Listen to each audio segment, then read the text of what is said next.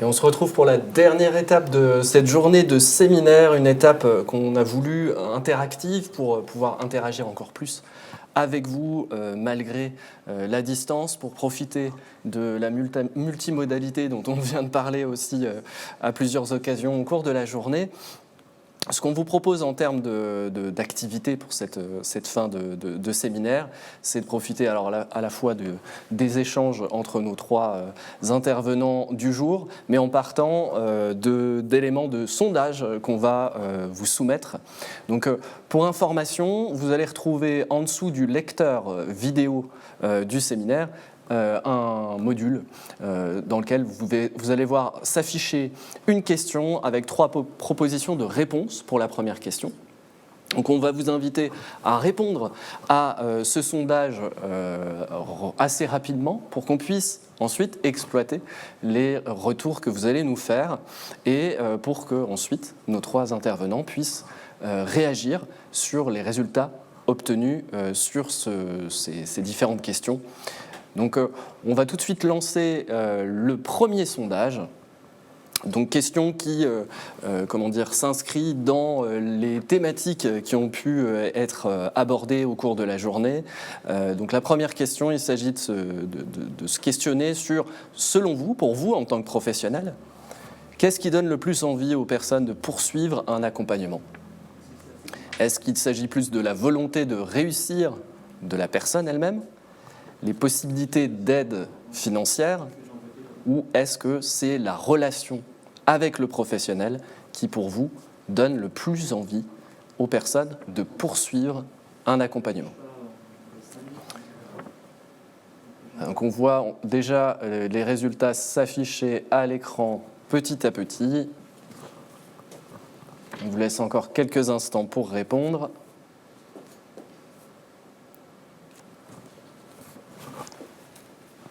Allez, on va s'arrêter là pour ce premier sondage. C'est assez rapide, mais il faut qu'on puisse justement interagir rapidement là-dessus. Donc on voit que l'élément le plus important pour vous en tant que professionnel sur ce qui donne le plus envie aux personnes de poursuivre un accompagnement, c'est à 50% la relation avec le professionnel. Donc vous devez vous-même voir le résultat final du sondage s'afficher au même endroit que là où vous avez répondu à la question, donc en dessous de la fenêtre vidéo.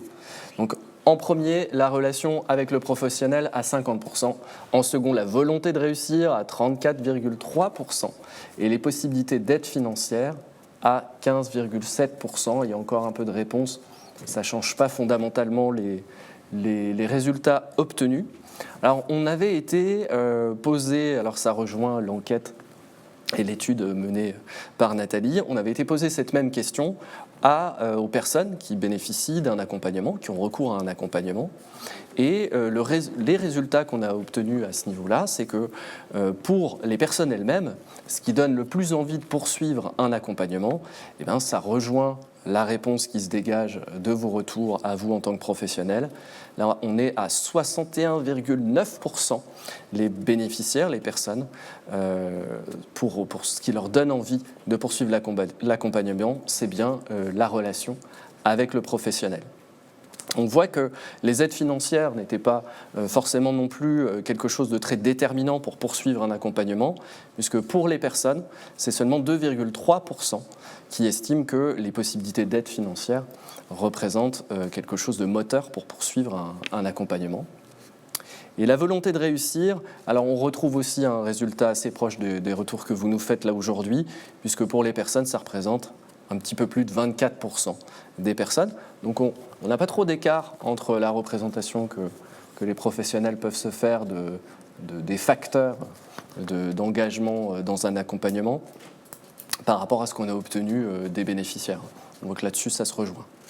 Alors je ne sais pas si ça vous fait réagir d'une manière ou d'une autre de voir ces résultats-là,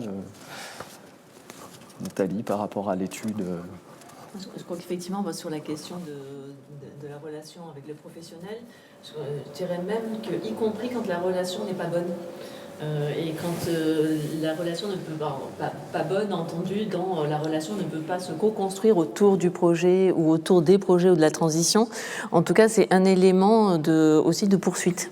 Ça, c'est en fonction de ce qui est co-construit, on se représente aussi une autre image de soi et on projette d'autres images de soi et d'autres possibles. Et donc ça fait partie des éléments qui sont fondateurs en fait dans la réalisation du parcours.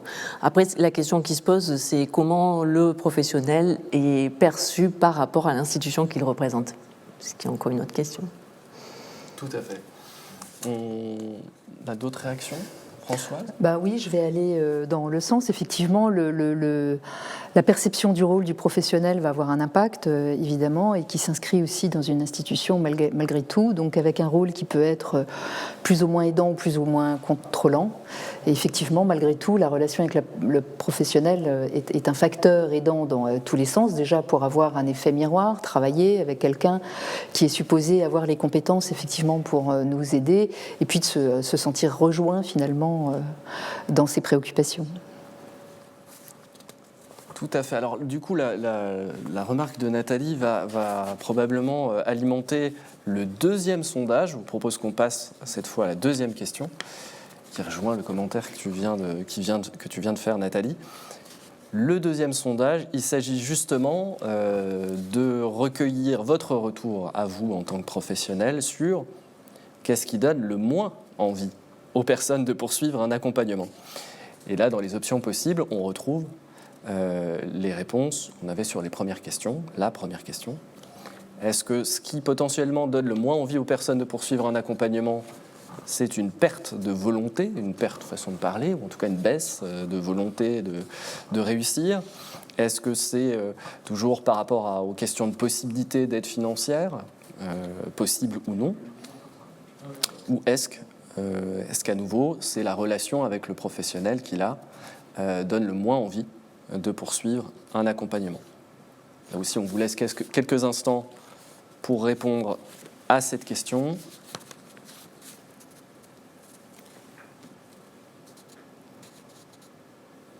Alors, des premiers retours qu'on peut avoir, on voit que ce qui se dégage le plus dans l'immédiat, c'est la perte de volonté de réussir, une perte ou de baisse de volonté de réussir de la part de la personne.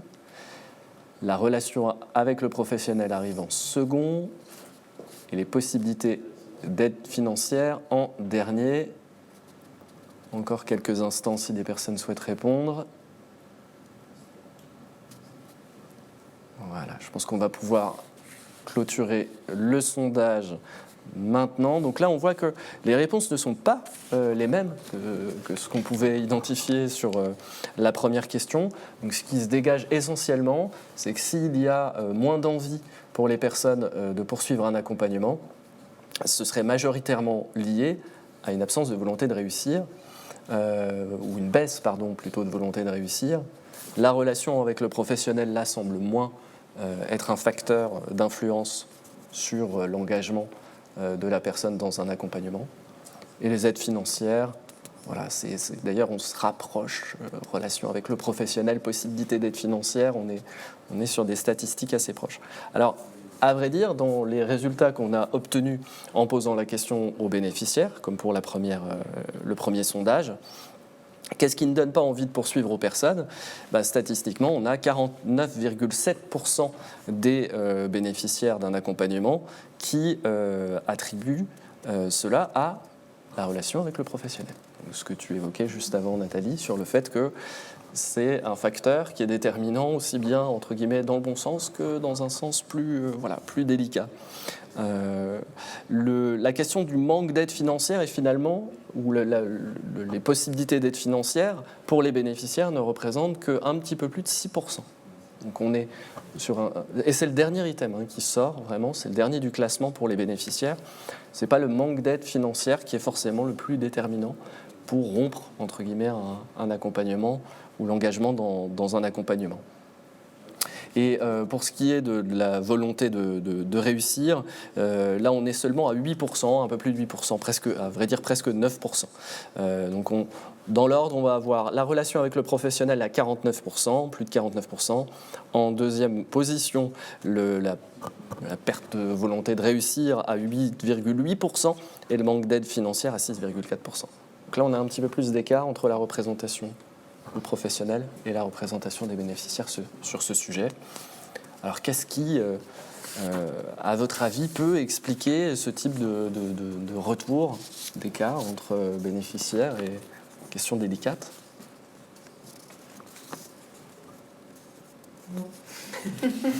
Juste peut-être pour poursuivre sur la précédente question, je crois que l'élément central qui revient, c'est la question de quelle forme de transaction on peut engager avec les professionnels qui incarnent aussi l'institution.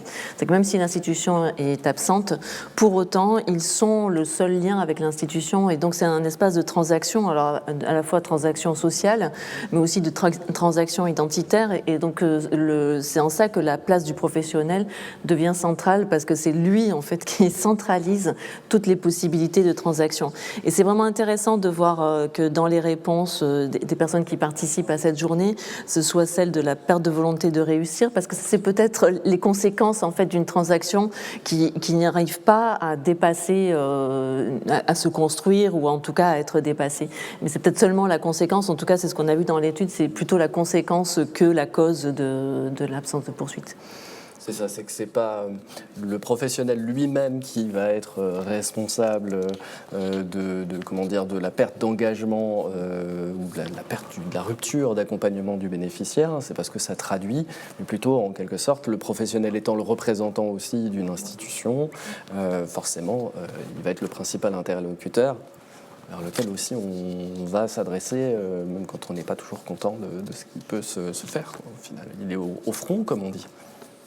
En tout cas, ces deux sondages-là mettent bien en avant l'importance du professionnel, le fait qu'il soit vraiment au cœur du service et qu'il il concentre un petit peu tout ce qui peut s'y passer, aussi bien dans ce qui ressort pour les bénéficiaires comme une envie de poursuivre ou au contraire quelque chose qui freine potentiellement.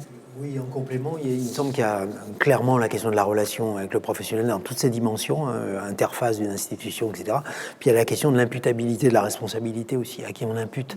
Et c'est intéressant de voir que du côté des personnes, finalement, c'est la relation qui finalement fait l'ensemble des transactions, alors que du côté du professionnel, il va avoir le sentiment qu'à un moment, si les gens lâchent, c'est aussi qu'ils ont perdu l'énergie. C'est un point de vue tout à fait conciliable, mais qui montre quand même clairement la dimension de la rencontre, de l'écoute et de l'intermédiation finalement entre un espace qui est institutionnel et qui est aussi l'espace d'accès aux ressources et une personne, et il est d'une certaine façon décisif pour les personnes. Et du coup, c'est important de voir son rôle décisif, même dans la lecture qu'on a de l'abandon, quoi. C'est ça, c'est que du coup le professionnel cristallise énormément de choses pour le... Oui, parce qu'il est à la fois un professionnel, une personne, et en même temps l'incarnation d'une institution qui elle-même peut allouer des ressources d'une certaine façon. Oui, et qui vont avoir aussi une incidence, parce qu'on parle de volonté. Moi, derrière la volonté, j'entends aussi la motivation, parce que voilà, et la motivation qui va aussi engager une personne, mais engager une personne sur ce qui lui semble réalisable, ce qu'on pourrait aussi associer au sentiment d'efficacité personnelle, qui est proposé par Bandura notamment.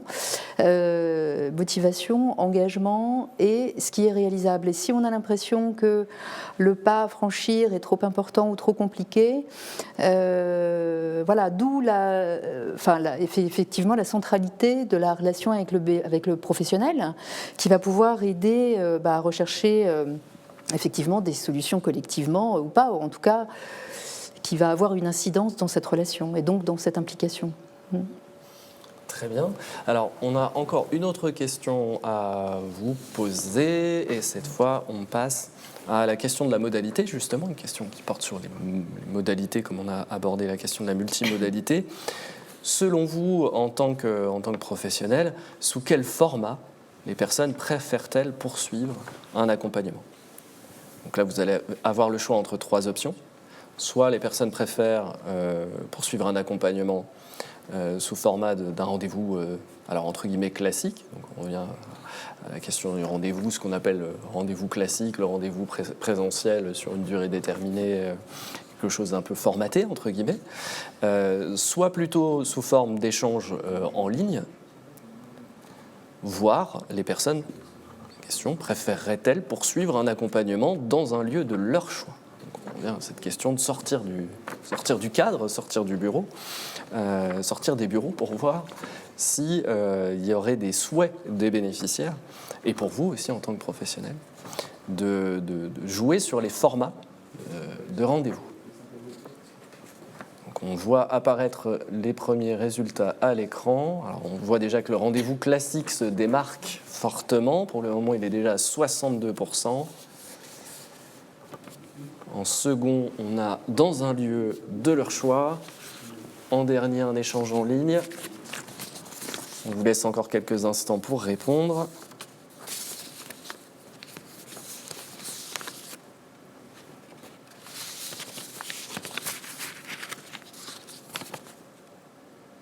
Voilà, on va arrêter le sondage maintenant. On voit donc que c'est bien le rendez-vous classique qui l'emporte du point de vue du professionnel sur le format préféré d'accompagnement à 61,9%, 64% maintenant, dans un lieu de leur choix à quasiment 30%, et un échange en ligne à 6%.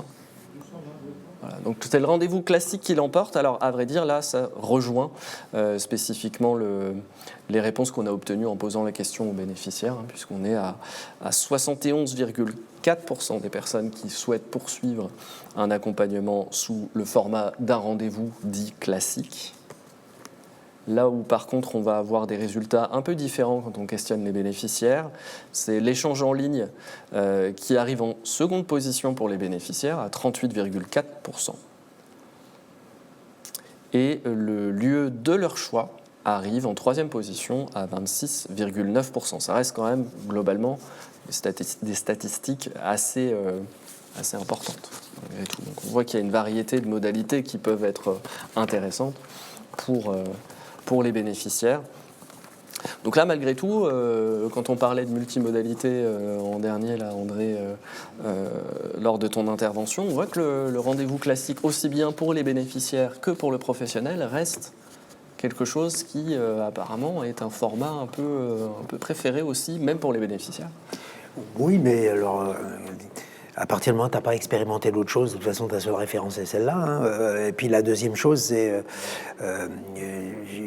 dans ce que j'évoquais, il n'y a pas de critique de cet échange-là. C'est juste de dire qu'au fond, est-ce qu'il y a d'autres modalités qui sont possibles et qui sont éventuellement mobilisatrices. Ce que j'observe, c'est que l'échange en ligne, par exemple, est peu choisi en fait par les professionnels qui croisent toutes les études qu'on a menées, c'est-à-dire qu'il y a plutôt une solution intéressante pour l'utilisateur. Je crois qu'on est à 30 dans ce que tu as dit.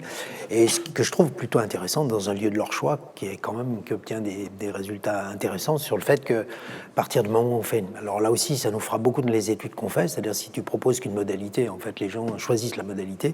Dès que tu ouvres l'option de la modalité, les statistiques changent tout de suite. Donc c'est aussi la conformité sociale par rapport à un service très présente, c'est-à-dire qu'au fond, tu vas privilégier, on voit simplement les consultations médicales à quel point elles ont bougé à distance pendant le Covid, c'est-à-dire qu'en gros, personne ne voulait ça jusqu'à présent, et aujourd'hui, on va, alors, est-ce que c'est un mode dégradé ou est-ce que c'est un mode pertinent dans certaines situations, et en fait, l'évolution des usages, elle est corrélée avec la proposition de faire des usages. Du coup, c'est intéressant. Donc oui, c'est-à-dire que en plus c'est la particularité de s'y prendre sous format de sondage, c'est que du coup on va sortir une grande tendance qui ne signifie pas forcément qu'on est derrière sur un choix exclusif de rendez-vous classique, mais bien le principe que malgré tout la multimodalité est possible et que ça n'empêche pas effectivement d'avoir recours à ces différentes à ces différents formats. Juste si je peux Oui. me permettre, je pense qu'à travers aussi la question du choix de la modalité, il y a la question aussi de l'offre identitaire qui est faite. Oui. Parce que quand je me rends dans un endroit quel qu'il soit, la question c'est comment je suis reconnue. Est-ce que je suis reconnue en tant que personne? Est-ce que je suis reconnue en tant que professionnelle? Est-ce que je suis reconnue en tant que demandeur d'emploi? Et donc le format aussi dépend du lieu et de ce que ça traduit de forme de reconnaissance et d'offre identitaire qui m'est faite. Et donc c'est aussi, ça pose aussi la question de l'environnement, de la manière dont l'environnement crée la possibilité de la transaction. En fait. Juste pour compléter, on mène beaucoup de travaux aujourd'hui sur la question de la place du lieu. Bon, là, on a parlé de la modalité, mais la question du lieu, et il y a des lieux dans lesquels tu es identifié statutairement d'une certaine façon. Il y a des lieux qui, par nature, sont neutres. Et donc, du coup, aller dans un autre lieu, par exemple, faire les entretiens CEP aux missions locales dans un tiers-lieu, par exemple, va absolument pas produire entièrement les mêmes choses, tout simplement parce que la désaffiliation, en fait, et la non-conformité à un statut prédéterminé va jouer dans une relation qui sera sans doute moins solennelle et d'une certaine façon plus détendue, et dans laquelle on va nouer des transactions différentes, en fait. Ce qui nous intéresse beaucoup aujourd'hui, c'est que, par exemple, les tiers-lieux produisent des transactions différentes, très vite, de façon très spectaculaire. C'est-à-dire que le niveau d'expression des personnes est totalement corrélé avec le lieu et avec l'espace-temps dans lesquels ils sont. Et en fait, étrangement, dans des mini-collectifs, dans des lieux différents, ils vont avoir des modalités d'expression tout à fait différentes aussi. Donc ça renvoie à la dimension identitaire de la transaction qui est très puissante aujourd'hui. Bien sûr, et puis quand même, il y a l'aspect routine aussi qui va cadrer un entretien et donc une certaine forme d'engagement aussi pour les personnes. Donc on voit bien que ça peut rassurer. Et en même temps, quand on voit que là, il y a quand même plus de 30% des conseillers qui indiquent effectivement dans un lieu de leur choix. Donc là, on voit bien que c'est une transaction qui est en train de s'opérer, qui est en train de changer, effectivement. Très bien. Alors, on a encore 2 questions à vous soumettre. Alors, la prochaine question, cette fois-ci, concerne les limitants possibles à la poursuite d'un parcours d'évolution professionnelle. Donc, précisément, la question qu'on va vous soumettre à présent, c'est pour vous, qu'est-ce qui représente une limite dans la poursuite d'un parcours d'évolution professionnelle? Donc là encore, 3 options. Un refus de financement, et corrélé à ça, le fait de devoir utiliser des moyens financiers propres. L'absence de lien entre professionnels ou de mise en relation avec d'autres professionnels. Ou la pression de l'entourage ou de la société en général.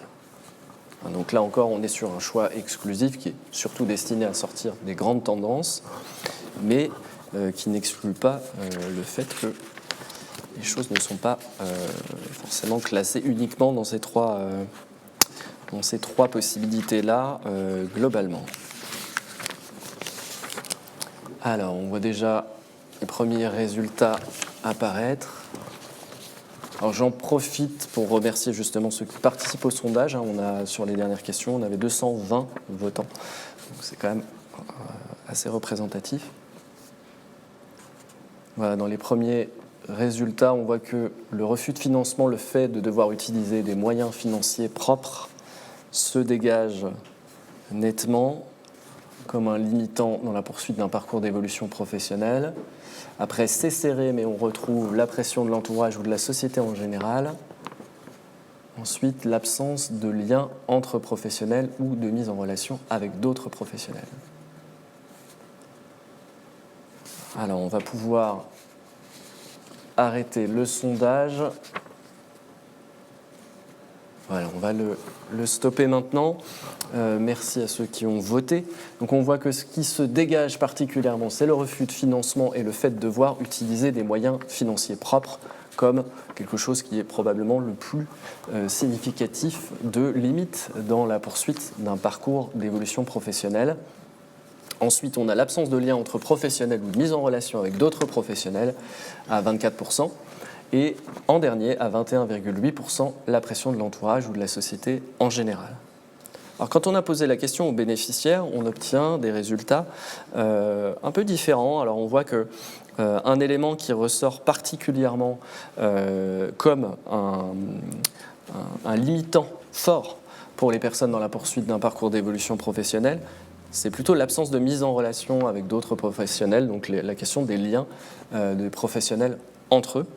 Donc là, c'est quelque chose qui ressort comme un limitant très fort pour les bénéficiaires, du point de vue du bénéficiaire. La question financière, finalement, n'est pas forcément ce qui est le plus représentatif. C'est-à-dire que les moyens financiers, ça fait partie au contraire plutôt de ce qui est évoqué en bas du classement des limitants possibles. Pour les bénéficiaires, pour les personnes, ça représente 17%. Donc on a environ 34% des personnes qui mettent en avant en premier lieu l'absence de mise en relation avec d'autres professionnels. Par contre, l'absence de financement, un refus de financement ne représente que 17% des limitants, des personnes qui considèrent que c'est un limitant. Et la pression de l'entourage ou de la société en général représente 21%. On est quand même sur des statistiques qui sont... les écarts ne sont pas très marqués. Alors après, on pourrait distinguer, c'est-à-dire que là, le sondage est plutôt simplifié pour qu'on puisse réagir. Dans l'étude qui avait été menée, il y avait des détails un peu plus importants et des options un petit peu plus importantes. C'est surtout pour recueillir vos retours et qu'on puisse après en débattre. Alors là aussi, ces retours-là vous font réagir, voir que notamment pour les professionnels, le fait de devoir utiliser des moyens financiers propres, le refus de financement est identifié particulièrement comme quelque chose de limitant dans la poursuite d'un parcours d'évolution, ce qui est peut-être finalement moins le cas aux yeux des bénéficiaires eux-mêmes. Il me semble que c'est une illustration des différents arbitrages tels qu'ils sont à faire du côté des personnes et tels qu'ils sont perçus par les professionnels, tels qu'ils sont perçus par les personnes. Par exemple, quand on analyse le risque pour les gens, c'est-à-dire la faible lisibilité de ce qui va m'arriver, est un élément extrêmement important, anxiogène. C'est-à-dire si je ne sais pas la destination et comment ça va se passer, c'est-à-dire le lien. Et du coup, c'est assez logique qu'on voit apparaître cette dimension-là comme prévalente. Et les équilibres familiaux, c'est-à-dire qu'on est dans une écologie de système complexe et la question du financement qui est d'une certaine façon peut être perçue comme un moyen simplement au service de ça. Et du côté de nous, professionnels, on peut avoir une surreprésentation de moyens comme un élément, alors qu'aujourd'hui on voit des gens qui vont développer des moyens financiers propres à partir du moment où ils ont un peu sécurisé le choix qui est le leur. Donc là on est vraiment la question des arbitrages perçus de façon différenciée et je trouve ça intéressant, même si forcément c'est à la louche, mais on voit bien quand même on doit toujours s'interroger sur à quoi nous on accorde de l'importance et à quoi la personne dans sa situation accorde de l'importance. Et le système d'écologie personnelle et le système de la clarté, de la lisibilité de où je m'engage me paraît un vrai enjeu. Et du coup, quelque part, la question de la communauté de professionnels comme aidant, en fait. C'est-à-dire que la question de l'entraide aussi entre professionnels me paraît un vrai sujet. Et d'ailleurs, là, ce qui est intéressant, c'est de voir qu'entre le volet quantitatif là, sur le questionnaire et le volet qualitatif, quand on regarde un peu plus dans le détail sur les aspects qualitatifs, la dimension financière, mais plus au sens où tu le disais, c'est-à-dire en termes de ressources larges, et rencontre plutôt les réponses des professionnels. Parce que c'est la question c'est pas seulement un refus de financement direct ou la nécessité de devoir trouver des solutions soi-même, mais plutôt d'être en permanence dans cette tension de comment on va gérer cette incertitude en termes de revenus et cette incertitude en termes de possibilités de projection, même plus sur du long terme, mais sur du moyen terme. Et donc ça ne fait qu'accroître en fait cette incertitude-là, parce que justement, ce dont on se rend compte sur la dimension qualitative, c'est que les personnes se rendent compte que les réponses sur des financements, sur toutes les démarches administratives qui peuvent entraver leurs ressources au sens large, sont tellement multiples et complexes et nécessitent une telle forme d'ingénierie aussi de financement de la part des professionnels que ça alimente la dimension anxiogène et un peu le retrait par rapport à la réalisation des projets. Oui, et puis on voit bien quand même quand les personnes évoquent justement les liens entre les professionnels, on voit bien la nécessité de travailler en synergie, encore une fois de relier les mondes et de pouvoir organiser en fait des systèmes de relais qui soient un peu opérants pour couvrir en fait l'ensemble des besoins qu'une seule personne ne peut pas forcément prendre en compte. Donc c'est effectivement important, quoi. Oui, l'importance des complémentarités. Exactement. des combinatoires. Et de faire aussi, du commun, dirait du André. système. Oui, avec la question du côté terrifiant des ingénieries financières aujourd'hui perçues par l'utilisateur, quoi. C'est-à-dire que là, c'est plus qu'acheter une maison, quoi. C'est arriver et puis à percevoir les conséquences de revenus à moyen, à long terme, etc., qui du coup réinterrogent tous les équilibres qui peuvent décourager effectivement des personnes sur le fait qu'il y a trop d'incertitudes. En fait, c'est même pas le fait de pouvoir ou pas l'avoir qui va être l'enjeu, c'est le fait que j'arrête parce que c'est trop incertain, quoi. Au point même que certains en arrivent à considérer plus leurs devoirs que leurs droits.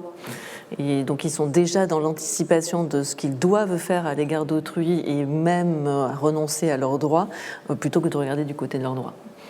Ce qui n'est pas sans questionner forcément les collectifs professionnels. Très bien, merci. Alors, on va terminer avec un dernier sondage. Donc là, on lance le prochain, et cette fois, c'est une question qui est vraiment vous est destinée en tant que professionnel du CEP. Là, on n'a pas été questionné des personnes, des bénéficiaires sur ce sujet-là. C'est plus une question d'ouverture. Donc la question cette fois-ci est, selon vous, qu'est-ce qui vous faciliterait l'exercice du conseil en évolution professionnelle ? Est-ce que vos besoins porteraient plus sur des outils, type des tests, des méthodes d'accompagnement ? Est-ce qu'il s'agit d'une question de temporalité dédiée à l'accompagnement ? Est-ce qu'il y a des besoins qui portent plus sur un renforcement d'actions de professionnalisation, sur des sujets de posture, techniques d'entretien ou autres, hein, ce ne sont que des exemples, ou des échanges entre pairs, de l'analyse de pratique par exemple. Voilà, on vous laisse quelques instants pour répondre.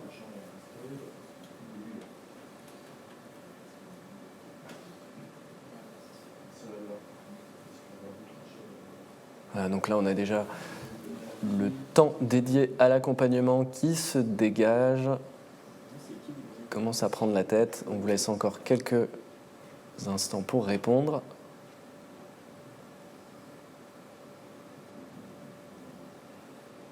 Et voilà, on va pouvoir arrêter le sondage maintenant. Donc les résultats sont quand même assez serrés. Donc, malgré tout, ce qui se dégage comme facilitant l'exercice du conseil en évolution professionnelle à 36,5%, c'est le temps dédié spécifiquement à l'accompagnement. Dans une deuxième position, on a les échanges entre pairs qui se dégagent, mais assez serrés avec la troisième option qui est le plus d'outils, tests, méthodes d'accompagnement. Et en dernier, à 15,3%, encore plus de professionnalisation sur la posture, les techniques d'entretien. Donc on voit que la problématique du temps dédié spécifiquement à l'accompagnement est un besoin fort pour faciliter la délivrance, la mise en œuvre du service. Et par rapport à certains échanges qu'on a pu avoir aussi au cours de la journée, la notion d'échange entre pairs, on devrait parler de communautés de professionnels, ça a été évoqué par Nathalie et par Françoise également. Voilà, donc on sent que le temps est vraiment un sujet de préoccupation fort pour les professionnels. Voilà, des dernières réactions sur cette question ?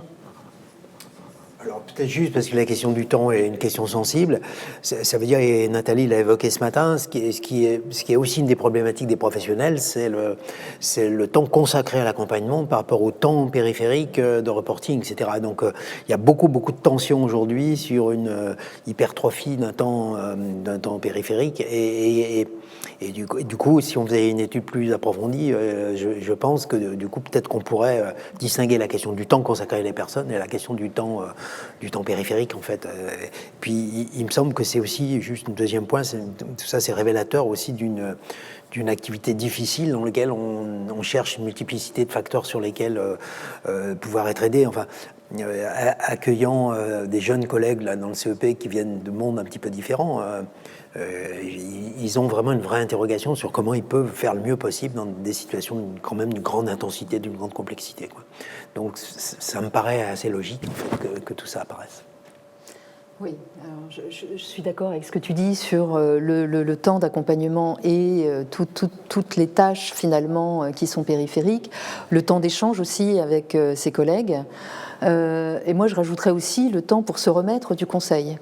J'ai évoqué ce matin des accompagnements difficiles avec des problématiques lourdes et avec des stratégies que certains conseillers peuvent, en fait, par exemple, sur le planning, indiquer 2 rendez-vous pour se bloquer du temps, en sachant qu'on a rendez-vous avec monsieur ou madame untel qui va être un accompagnement très très difficile, je l'ai vu, pour après se remettre émotionnellement, de pouvoir faire aussi son bilan pour préparer en fait et d'être en capacité d'accueillir une autre personne avec d'autres problématiques, etc. Donc ça veut dire qu'il y a le temps de l'autre, mais il y a aussi le temps à soi, parce que c'est pas neutre, voilà. Forme de temps de récupération. Exactement, exactement, avec encore une fois des stratégies variables pour pouvoir finalement faire son métier le mieux possible et essayer de s'en protéger, mais également de protéger les personnes. Oui, c'est aussi du coup se rendre disponible pour les personnes. Exactement, oui. Quand on regarde effectivement ces résultats, je trouve que c'est une très grosse invitation en fait à l'ensemble des décideurs que de considérer ces réponses, parce que si on considère la réponse sur le plus de temps dédié à l'accompagnement et des échanges entre pairs, ce qu'on voit dans l'étude qu'on a conduite, c'est qu'une des craintes des professionnels, c'est qu'il y a un désir d'échanger et de se projeter, d'avoir des espaces pour développer sa pensée et développer la pensée. Pour autant, la question qui se pose, c'est est-ce que ça va venir en sus? Et si c'est le cas, on ne peut pas. D'où la nécessité du temps dédié, parce que la crainte, c'est de ne pas pouvoir bien faire son travail et donc de ne pas pouvoir se reconnaître soi-même compétent. Et donc quand on est dans l'accompagnement des autres pour qu'ils se reconnaissent compétents, si soi-même on a des doutes par rapport à ses compétences liées à sa charge d'activité, l'idée même de se dédier du temps et dédier du temps entre pairs et de réfléchir sur l'évolution de son métier peut apparaître en fait comme une injonction supplémentaire. Et là, je pense qu'effectivement, en termes d'organisation du travail, en termes d'organisation et d'articulation des différents acteurs qui accompagnent la professionnalisation des conseillers, il y a des éléments à réfléchir, parce que ces réponses-là ne sont pas anodines. Je pense qu'elles sont vraiment intéressantes à prendre en compte et à réfléchir, tellement c'est comme tu le disais, c'est vrai que c'est des résultats qui sont assez proches, et donc ça traduit à nouveau une nouvelle tension. Oui, complètement. Très bien. Alors les réactions effectivement vont dans le sens de ce qu'on est en train de se dire là, et notamment de l'importance de ce qui vient d'être exprimé sur la disponibilité du conseiller, qui n'est pas qu'une disponibilité temporelle, qui est une disponibilité d'esprit, qui est une disponibilité presque psychologique en fait, pour les bénéficiaires et les besoins et les pressions qui peuvent s'exercer, parfois les situations délicates qui sont amenées à rencontrer, à accompagner. C'est un élément qui fait beaucoup réagir le public.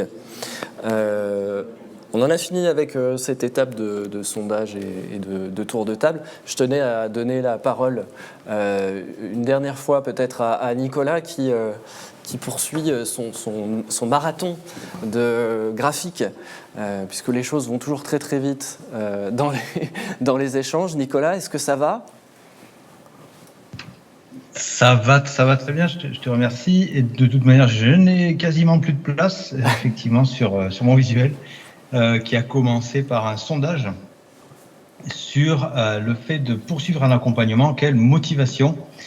On avait, du côté positif, la relation CEP qui est arrivée en avant, avec l'idée d'avoir une autre image de soi par rapport à cette relation, cette fameuse effet miroir qu'on retrouve en haut là. Et puis, il y avait aussi une baisse de volonté qui pouvait rentrer en compte. Et en sachant que le pro, lui, peut cristalliser des situations, c'est-à-dire qu'il va quand même recevoir une charge émotionnelle, donc de monter les questions un peu plus loin.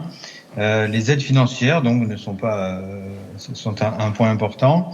Et la relation avec le pro qui arrive vraiment, qui est le pro qui est au cœur évidemment de tout ce système de création de parcours J'ai aussi entendu que c'était une question de transaction avec ce professionnel. Quel format ont la cote pour les rendez-vous ? Eh bien, c'est le format classique, c'est ce que j'ai pu noter. Donc, il arrive en tête avec son trophée. Alors, est-ce que c'est interrogation ? Est-ce que c'est une sorte de conformité sociale ? Et puis, c'est peut-être aussi une relation qui est humaine, hein, tout simplement. Le deuxième choix, ce serait en ligne. Bon, là, évidemment, ça apporte pas mal de souplesse. Et puis, le troisième choix, c'est quand on dit un lieu de votre choix, c'est quelque chose qui arrive vraiment en dernier. C'est une question de reconnaissance, le choix, le lieu. C'est vraiment une question de reconnaissance, donc c'est peut-être quelque chose qui est pas difficile, qui est difficile, à déterminer, notamment en ce qui concerne les tiers-lieux. Et puis nous avons aussi quelles limites dans la poursuite du parcours. Il est arrivé, alors là j'essaie de relire mes propres notes, parce que normalement ça se télescope tout ça. Les finances personnelles sont un élément qui est arrivé en premier lieu. Car c'est un poste qui nécessite une gestion assez tendue et puis qui crée des tensions. D'où notre petit cochon là qui a pas l'air content en recevant ces quelques pièces. L'absence de relation avec le professionnel peut être aussi bien sûr une limite. Donc allô, il n'y a personne au bout du fil. L'idée donc qui a été évoquée par les personnes autour de cette table ronde, c'est de travailler en synergie pour remédier à ces deux idées. En termes de facilitation du professionnel, qu'est-ce qui est primordial ? Eh bien, c'est le temps. Donc, on a ce lapin qui court, tic-tac, attention, ça va être le moment. Et puis, il faut aussi le temps de se remettre, puisque c'est quand même, effectivement, j'en parlais tout à l'heure, une charge émotionnelle sur laquelle il faut quand même prendre le temps de consolider, puis peut-être de se détendre tout simplement. Ce qui nous amène aux échanges entre pairs, qui est donc une bonne formule pour pouvoir partager quand on en a besoin. Mais il ne faut pas que ce soit une injonction, d'où la tête de notre personnage qui, malgré qu'il ait un café devant lui, se dit c'est une injonction parce que j'ai quand même autre chose à faire. Les outils ont été aussi abordés. Alors, c'était pas un sujet qui a été très mis en avant. En tout cas, je ne l'ai pas noté comme tel. Et voilà, vous voyez, je reboucle avec le début de cet après-midi tout à l'heure. On a tout un parcours autour de notre personnage principal que voici. Merci pour votre attention. Merci beaucoup Nicolas, c'est vraiment du grand art, pour reprendre les questions d'art dans le... Voilà, merci infiniment. On aura plaisir à récupérer tout ce travail qui synthétise parfaitement tous les échanges et les sujets importants qui ont été abordés au cours de cette journée. Merci Nathalie, merci Françoise, merci André. On se retrouve dans quelques minutes pour la clôture de la journée. Merci à tous et à tout de suite.